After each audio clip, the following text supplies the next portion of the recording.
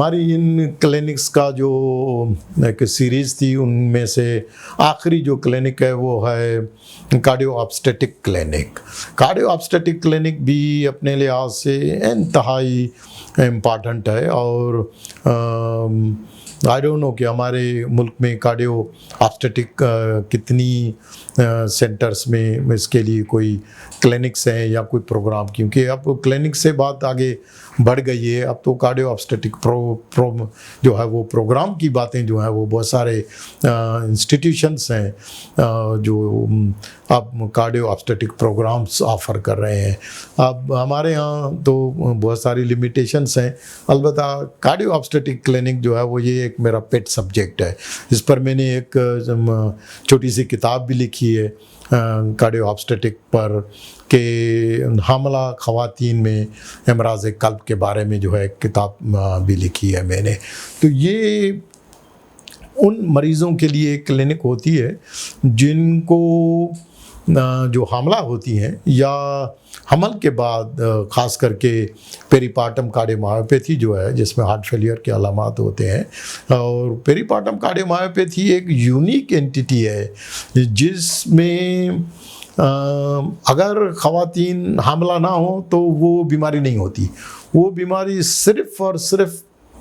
जो है वो हमला ख़वातीन में होती है, और वो उसकी शुरुआत जो है, क्योंकि हमला ख़वातीन में जो हार्ट फेलियर होता है वो उसके बहुत सारे असबाब और एटियोलॉजीज़ होती हैं, लेकिन पेरीपार्टम कार्डियोमायोपैथी जो होती है वो हमल के जो है वो आखिरी ट्राइमेस्टर में शुरू होती है और डिलीवरी के बाद जो है वो पोस्टपार्टम, इसलिए उसको पेरीपार्टम, पहले हम पेरीपार्टम कहते थे, पोस्टपार्टम कहते थे, अब इसका जो नया नाम है पेरीपार्टम, यानी वो हमल के आखिरी ट्राइमेस्टर से शुरू होके और डिलीवरी के 5 महीने तक जो है वो हो सकती है। तो लिहाजा इस पीरियड में जिनको हार्ट फेलियर के सिम्टम्स होते हैं तो बहुत सारे मरीज़ और उनके अजीज़ रिश्तेदार या डॉक्टर्स जो हैं उनको डायग्नोज करने में डिले हो जाती है। तो अगर तशख़ीस में डिले हो जाए तो इसकी मोर्टेलिटी फिर बढ़ जाती है। अदरवाइज़ अगर ये टाइमली डायग्नोज हो जाए तो बहुत सारे ये पेशेंट्स जो हैं उनमें उनका जो हार्ट का फंक्शन है वो रिवर्स हो जाता है।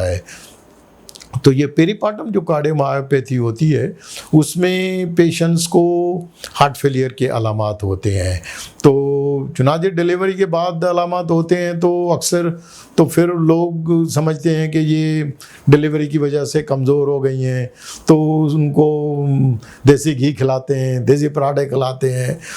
दूध और ऐसी चीज़ें उनको पिलाते हैं, तो फिर उनके हार्ट फेलियर के जो सिम्टम्स हैं वो मज़ीद वर्स हो जाते हैं और फिर अस्पतालों में दाखिल हो जाते हैं। अनफॉर्चुनेटली अस्पतालों में दाखिल होने के बावजूद भी बहुत सारे पेशेंट्स में एक और प्रो-BNP नहीं किया जाता, तो उनका डायग्नोसिस जो है वो इस्टेब्लिश नहीं होता और लोग उनको